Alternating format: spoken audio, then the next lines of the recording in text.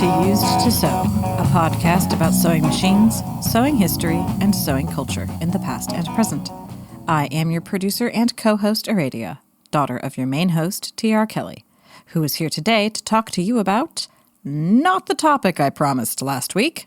Last week I said we'd be talking about Will It Sew Leather, but for reasons involving me being a podcast producer on holiday, that was not an accurate prediction. We'll bring you that episode once we have a little more content to tack on to the end. I am constitutionally incapable of airing an episode that is under 30 minutes. Anyway, this week is the first of several episodes where TR tells us about sections of the book Fabricating Consumers, The Sewing Machine in Modern Japan by Andrew Gordon. This is a book that our Patreons effectively bought for us, and it is very dense, so we'll be taking a long time to get through it, and this is the first installment.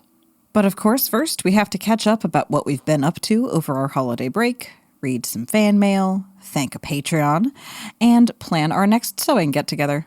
Only then can we turn to the book and the historical context in which the sewing machine came to Japan. The naming history of the machine I find particularly interesting. It is always so fascinating to me what we can glean of a period of time or the way a society worked from the construction of words. Also, the way women's history is being gleaned from the history of technology. Super cool. I hope you all enjoy this first, but not last, glimpse into a book that we wouldn't be reading without your active support.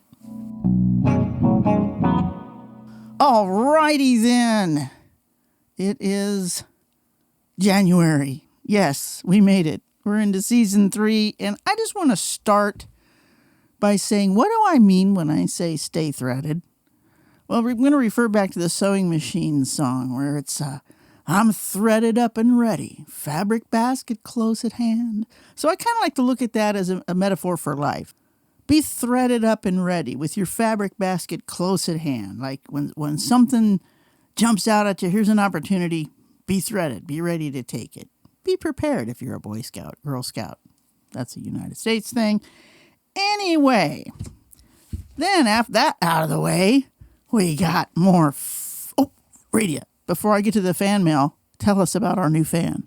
Oh, yeah, we have a new patron to thank. Yay! I am 90% sure this is the only new patron we have to thank. If I have not said your name after I said this name, do send us an email. I do want to give you a shout out. That's what the Fox and Raven Media vibe is. Oh, yeah. But yeah. Yes, today I would like to thank someone who joined in December, but, you know, the holidays.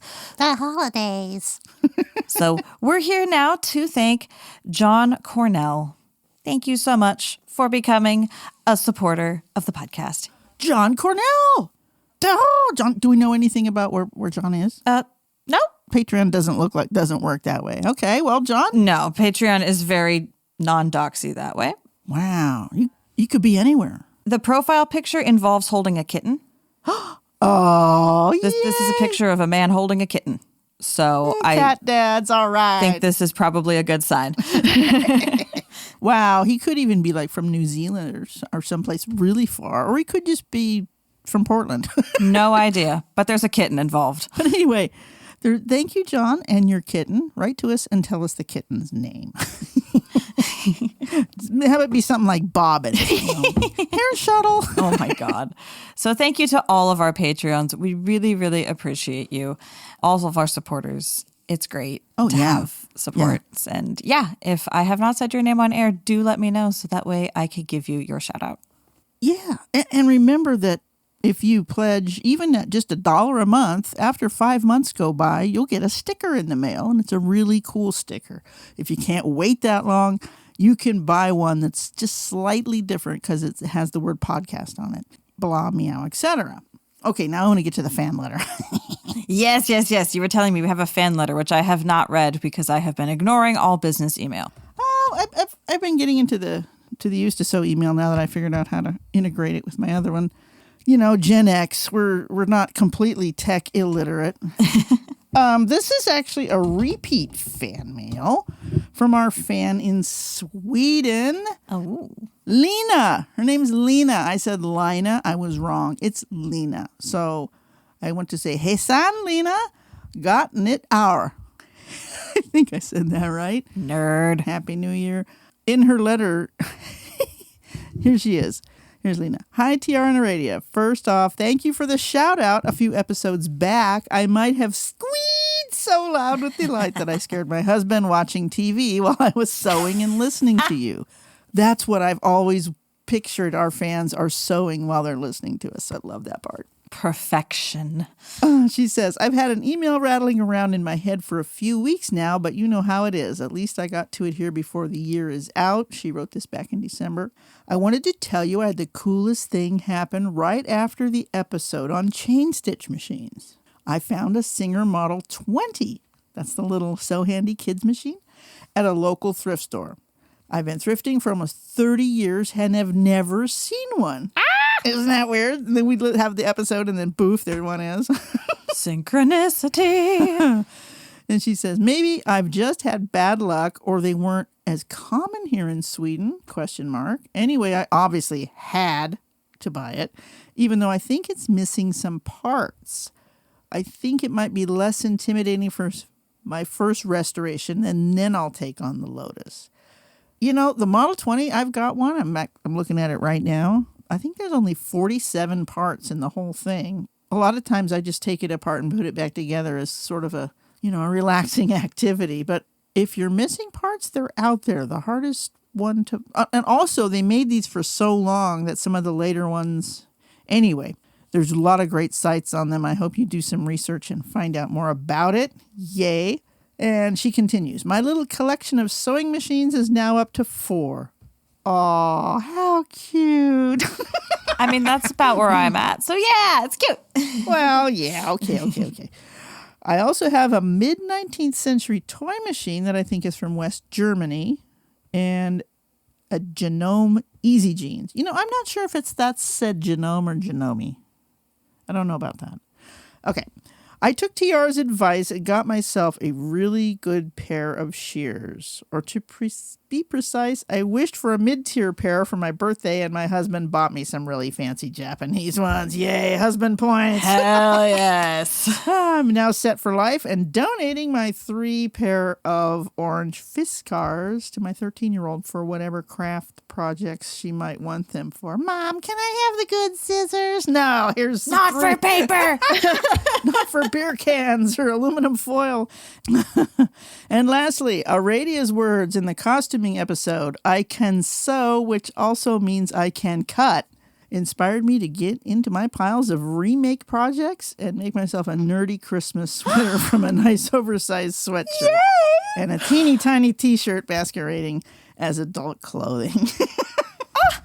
Thank you for this season and for being a part of my weekly bliss. I wish you and your families a lovely, restful holiday and look forward to new episodes of U2S. Yay! And also Watt spoilers and whatever the new pod Aradia and Seth are cooking up is, obviously. Well, thank you. That's so great to hear. And then I answered her back, and then she answered me back just a little while ago. Don't worry about mispronouncing my name that time. I've yet to meet a native English speaker who got it right on the first try. Many Swedish names seem to go particularly bad with the sounds in the English alphabet. I am so down with that. I mean, I can speak a little Espanol. I can get by in French a little, but man, the Scandinavian languages, gotten it hour. I think that's Happy New Year, but that hour is the A with the little circle over it. Yeah, it's hard to get your ear, much less your tongue, around those sounds when you're a West Coast English speaker only. Yeah. And here, Lena says, I've heard Aradia and Seth struggle for years on Watt spoilers with names, and it is honestly one of my favorite bits of their podcast. They try so hard and are so sweet about it. It was just as much fun hearing you and Aradia try to guess it out, and I take no offense whatsoever. And then she continues with her postal address because I'm going to send her a new sticker. Whee! That's right. Write us a letter. I'll send you a sticker. Even if you're in Sweden, because I went and got the special stamps. They have forever stamps for international mail, too. Oh, so that was real fun. I feel like we have a really fun little community here. Dozens of us. Dozens. Like I said, we we could set up a great quilt retreat or something. Probably too many of us for that. Well, it all depends on the infrastructure and how many cooks we can hire to feed us.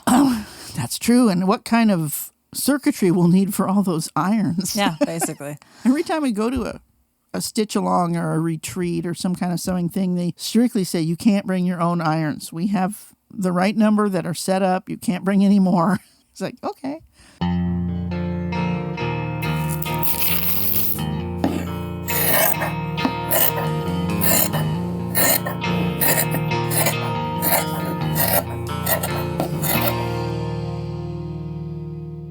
I came out and saw you in real life this week, and you showed me your new haul of sewing stuff. Tell us.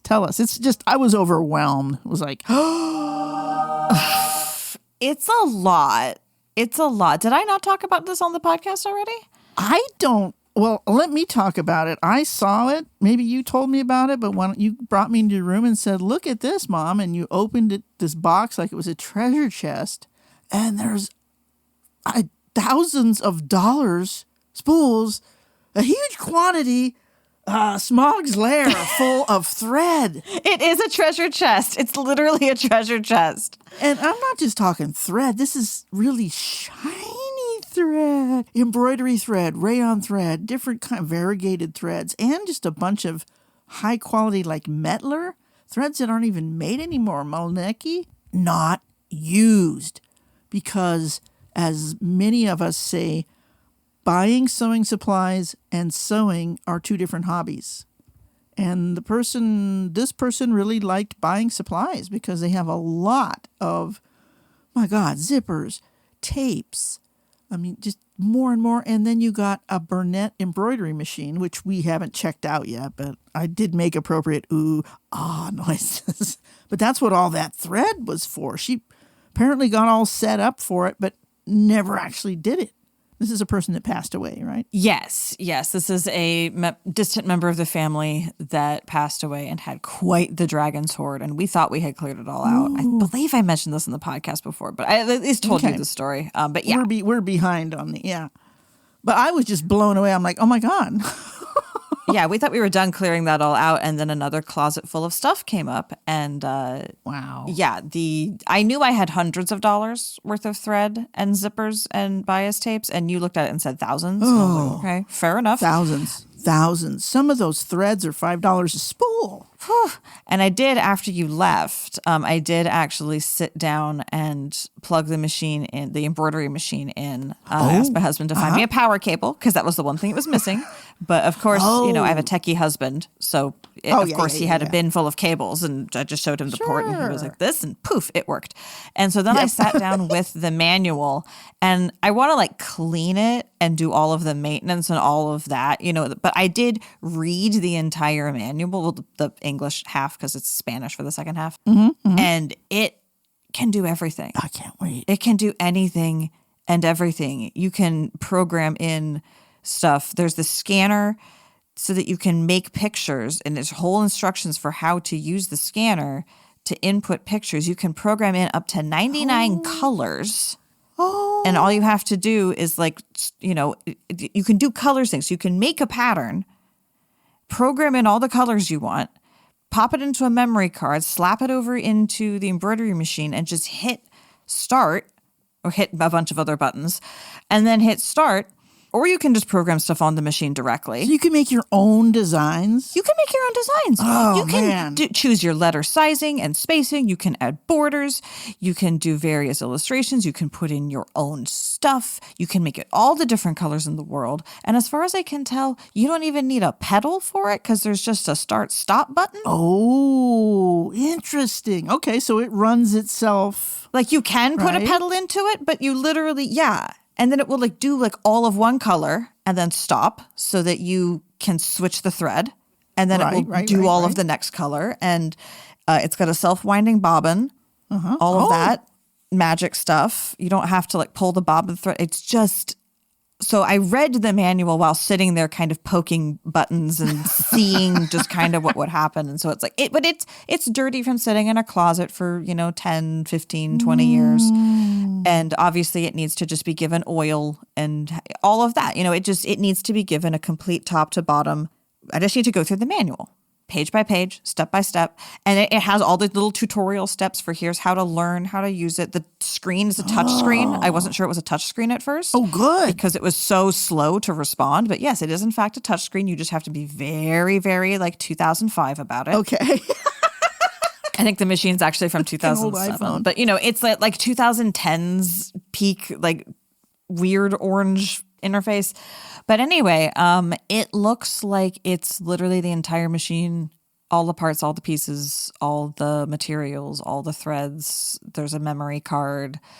I have 3 different pre-installed packs of characters and borders and patterns and stuff, as well as the memory card. I can just move my own stuff over. It's kind of a bonkers setup, and I'm really excited to play with it. But I also am forcing myself to recognize that I'm going to have to spend a good hour or 2 doing boring stuff before I can start playing with the part I'm excited about, because I need to do this right. I can't just be leaping right into trying to make a Wheel of Time monogram on a handkerchief. I need to actually start with how do I clean this machine? Where do I put the oil? Right?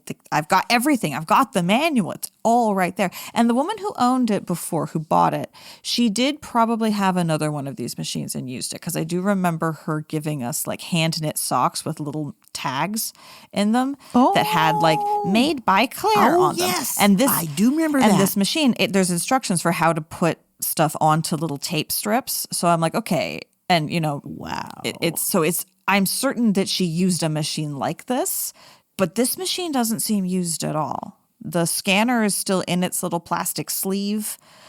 This I feel like was a replacement she never got around to using. Oh, okay. Or something like that. She wanted to do an upgrade, and then because she was a little old lady who was getting lost in the churn, it never actually got deployed, because it just doesn't feel used. There's no wear and tear on it at all. It's just no lint in the bobbin. Exactly. It's just the dirt of sitting in a closet with other stuff getting moved around it. That's it. So I'm very excited to start playing with it, because I love embroidery on stuff, but I'm also very impatient and imprecise when it comes to hand embroidery. So the idea of having this is just I never thought I would want a machine from this millennium, but here we are, Here we are. That's what I'm thinking. I'm just sitting here going, wow, I just got the 319 out and got it all installed in that cabinet here in my room, and it's all good now, so I can do all these nifty, change the cam and set the width and all this, and you can make this little line of scallops. Oh my gosh, it's, when you've been stuck in straight stitch world, that's a miracle. Then to see what you've got is the space shuttle. I would never buy something like this for myself, but if it's going to be please take this off my hands, and also here's all the supplies necessary to stay occupied for the next 10 years, twist my arm. Oh my God. I mean, even if you just got the machine, the investment in thread, it's sort of like quilters and their stash of fat quarters. You've got all the colors you need to create the thing you want. Yeah, so, and all the qualities, and the way that you oohed and awed over the thread, I was like, if I don't deploy this, I'm literally doing a crime against craftanity. Oh, Jesus. And then I said, well, you could sell this for quite a bit of change, and you're like, nah, I don't think so. I really like the embroidered on aesthetic. Some of my favorite pants are ones I bought from the store that have flowers embroidered down the leg, and I'd love to be able to do that to my own stuff, but I've never had the patience to do it by hand, so... Yeah. Yeah. And here my next step is going to be free motion embroidery, which is where you drop the feed and put the fabric in the thing and then use your hands to make the circle. Okay. When I first went to work for Singer in 1986, the Ultra Unlimited 6268, I think, was the first machine that had an embroidery function. It had this thing that you slipped over the arm and engaged with the feed dogs. And there were computer cartridges that you'd stick in the machine that had each one had 8 designs in it, and it would do the thing where it would stop and let you change threads. And I demonstrated this thing in the store when there's nothing else to do. I'd set it up and do that. And I just loved having these little embroidered floral things on the edges of my shorts and stuff. So the whole concept of being able to do it was just getting going then. And now, what day should I come out next week? Wednesday. I think we could parallel play and learn this thing together faster. I would love to do it with you because it would be a lot faster, and then you would be just as versed on it as me, and we could both have ambitions for how to use it. So we're going to record Eustace on Tuesday, and I'm going to come out there on Wednesday. Yeah, that sounds like a plan. Okay.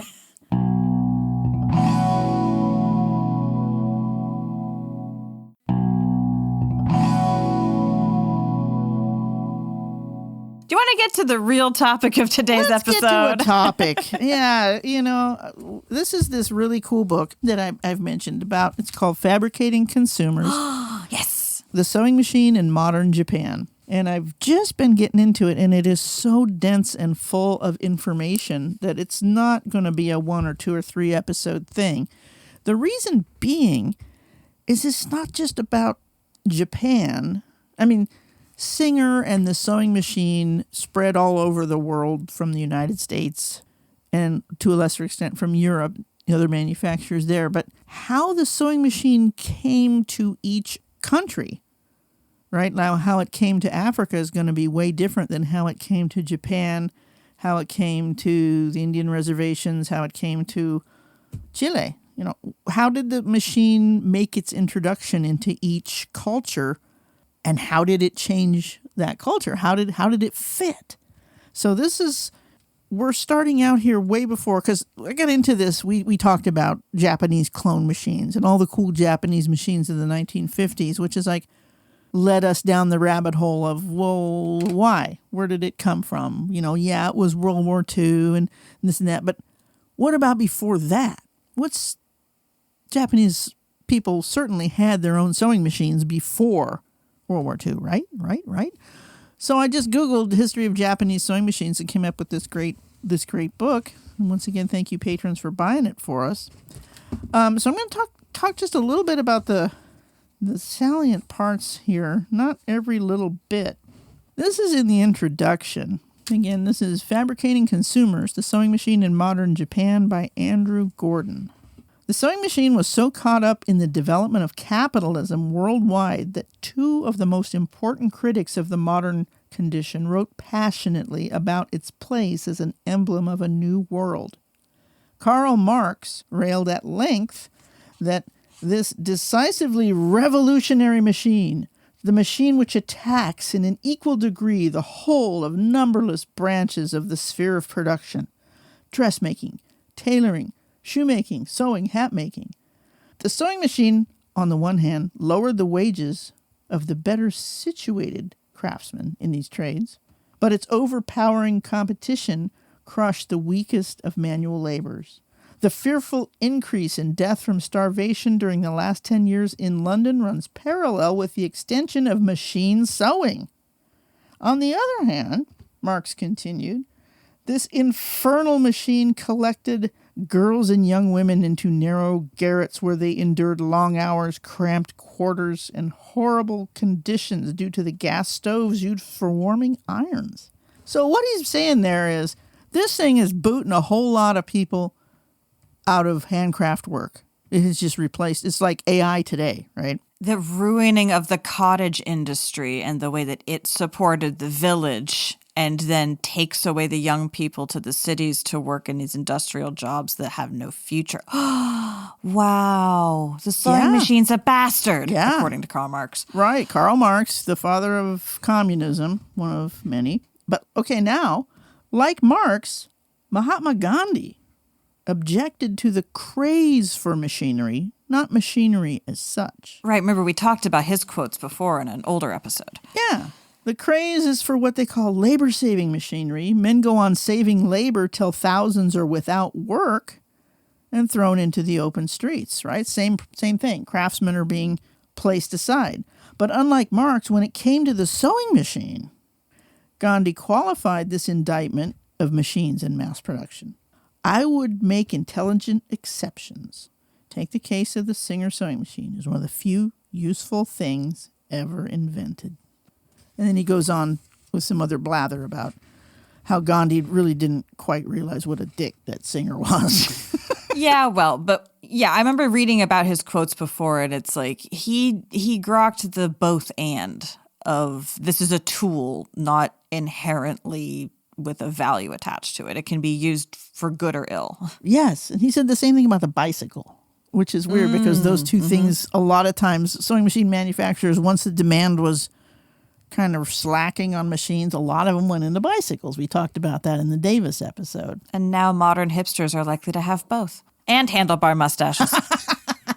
The story of the rise, fall, and adaptation of the Singer sales system in Japan, and especially the story of the many ways in which buyers, women in particular, made use and made sense of this item. Okay, so that's where we're going here. It's like the whole Singer sales system. How did that work in Japan? How did people whoa, what is this thing? Because they were pioneering a lot of interesting sales stuff in the U.S., right? With the buying on credit. And there was a lot of innovations that we take for granted in American sales in general that Singer kind of pioneered. So how does that intersect with the introduction of all this to Japan is going to be, It's very, very, very intertwined. Cool. So the story of the first machine that came to Japan was a guy brought one home from the U.S., and he brought it home for his mom because it's his mom. But she responded with disappointment, not pleasure, when she discovered the tight stitching of the machine was poorly suited to the sewing of kimono, whose outer piece and inner lining had to be loosely stitched so the garment could be taken apart, washed, and resewn.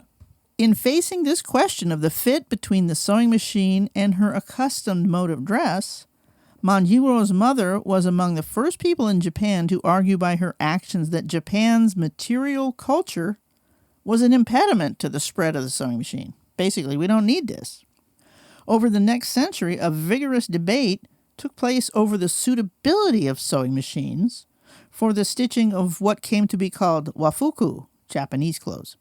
This neologism, this word, inscribed in Japanese culture a sharp contrast to a second new coinage, yofuku, Western clothes.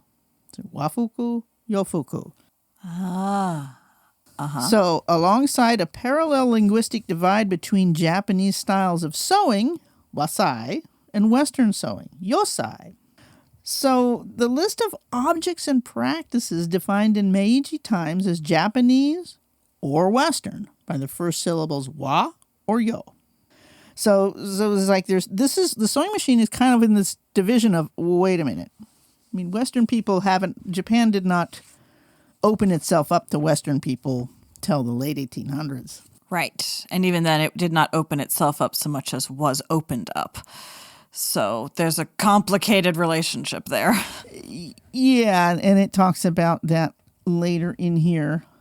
Until the end of the 19th century, actual users of the sewing machine in Japan were for the most part limited to 3 groups and locations: tailors and dressmakers in the handful of treaty ports where Western traders and families had been allowed to live and work since the 1850s.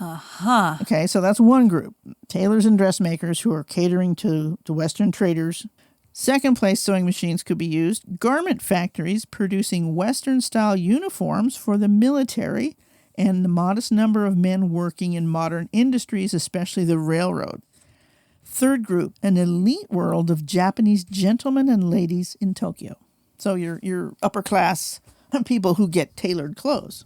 In treaty ports, tailor and dressmaker shops equipped with sewing machines began to appear in the 1860s and 70s. Tailors and dressmakers were Western men and women, followed by immigrant Chinese tailors.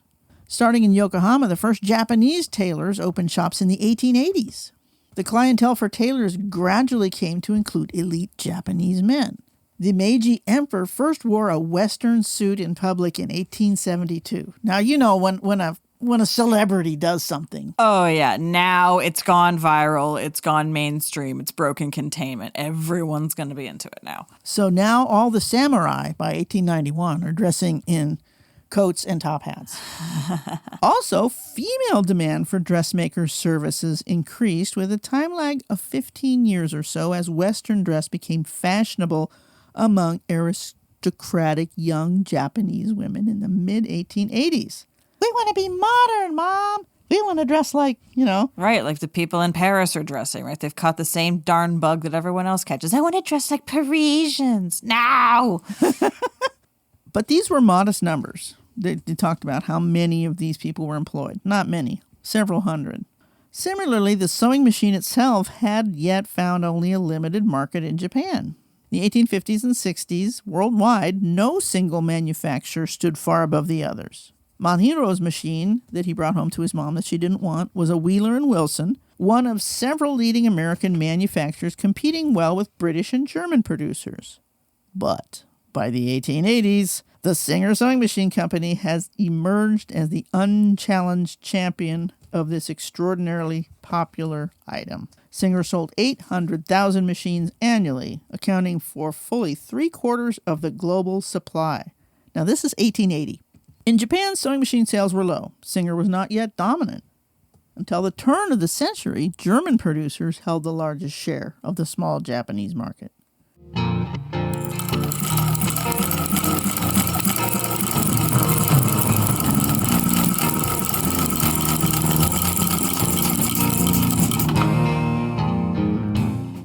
The history of the Japanese word for sewing machine. The earliest documents that mention it, from the 1860s, the sewing machine is named prosaically enough, either with Japanese characters that literally mean sewing tool, or with Japanese phonetic symbols that approximate the pronunciation of sewing machine. Shu'u-ingu mashine. Shu'u-ingu mashine. Okay. The phonetic label took hold. As it did, the adjective sewing was dropped, and it just became machine. Okay, so automobile down to car. Car. The more familiar something gets, we shorten the word for it. Telephone down to phone. Sewing machine down to machine. So it was shu'u-ingu mashine, then it was mashine, and now distilled down to machine. Machine. Machine. But it specifically means sewing machine, like that contraction. It sometimes bothers me how you've got like the dishwasher and the clothes washer. Washer, which one? Right? Like sometimes I just get kind of lost in like, well, the washer. This feels like one of those. It's the machine. Which machine? No, it's the machine. You know which machine I mean, obviously. But we're talking 1880s and 90s here. Right. And with this name, there weren't many machines. Right? Just weren't many. It was like in the United States, the first machine in the home of any sort. I mean, there was a well pump. Right. So Right. with the name of machine, pure and simple, it stood as the emblem of the new era of wondrous technology. So it is the machine. Sure, right. In a world where machines are not taking over every single household chore, the machine is actually, obviously. I mean, the machine. I don't need to say the sewing machine. What other machine could I possibly mean? We live in a world of analog.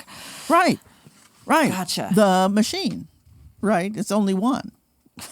That's like I had to reread that a couple times ago. With changes in dress, a change came to call for dressmaking. Basically, if you want to wear Western clothes, you got to use machine. I mean, the labor saving, you're not going to start adopting Western clothes as a hand sewer. That's a ridiculous waste of your time. But with a Western machine, maybe Western clothes are a worthy time investment. Yeah. So who was behind this? The Empress. Again, somebody up top says, Fashionista. That's what the First Lady does in so many royal, imperial leadership positions. Yeah.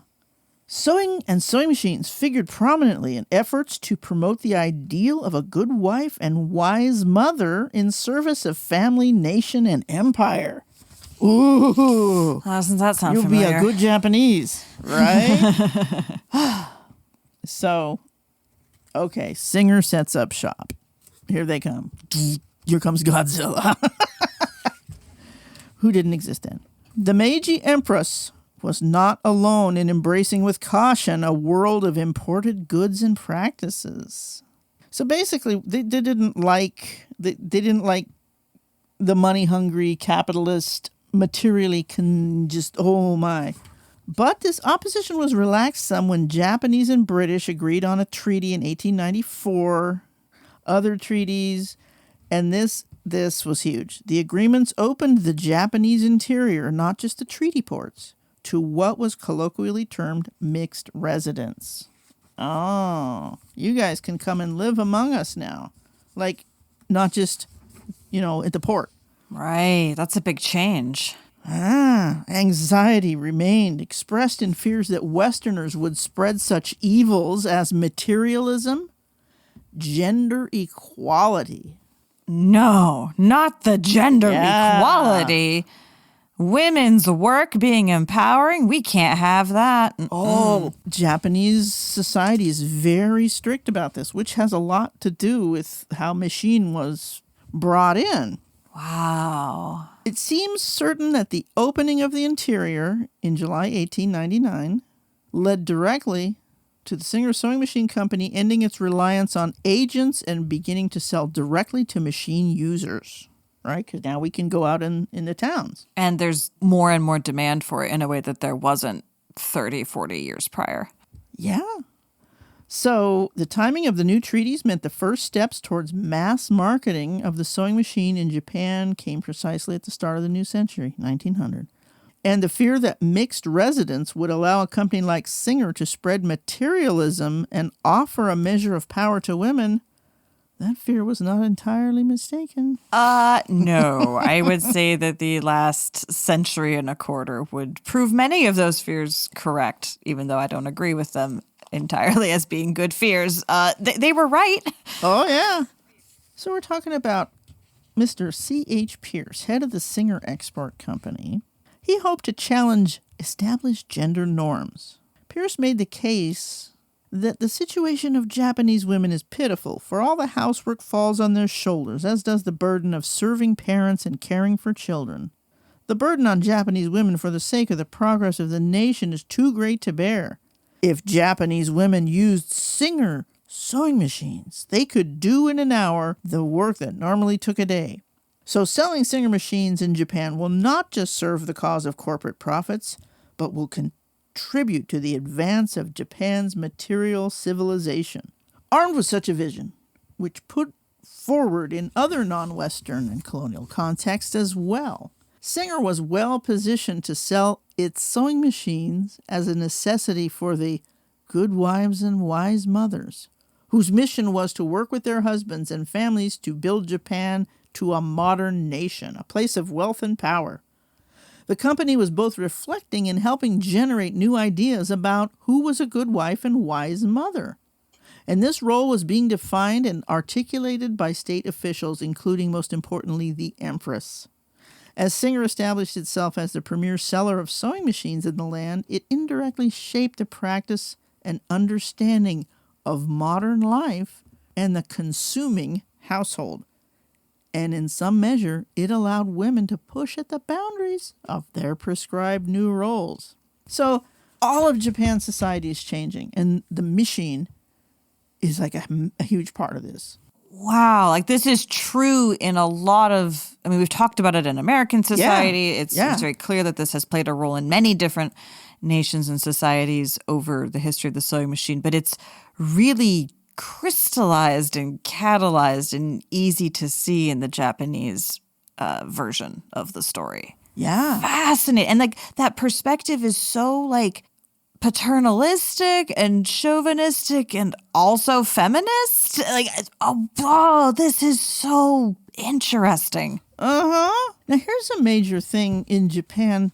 There is no ready to wear. There is no factories like that. Everything is a home cottage industry. They don't have that industrial textile thing like England. Yet. So, sewing was done at home for your people. There was not ready to wear. Was weaving also done at home? Or was... Yes. I think so. Or imported from China or places like that. Since the making of clothing was not a professional activity, there was no pre-existing group that might logically have made the switch to sewing yofuku, Western clothes. The profession of tailor and dressmaker had to be created from whole cloth.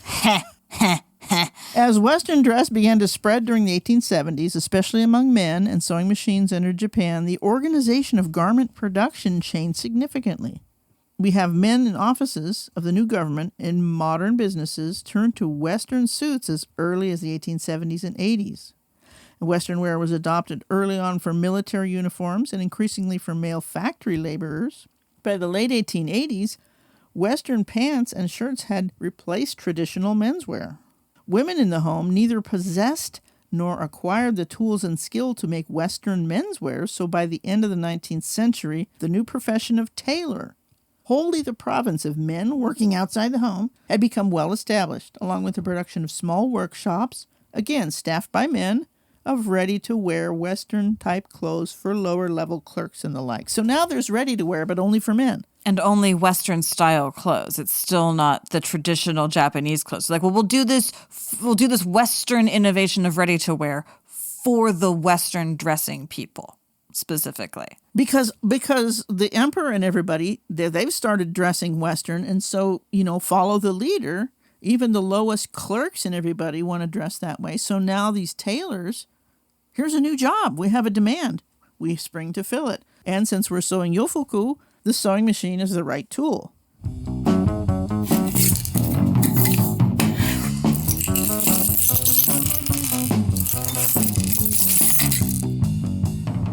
The story for women, both in production of dress, was quite different.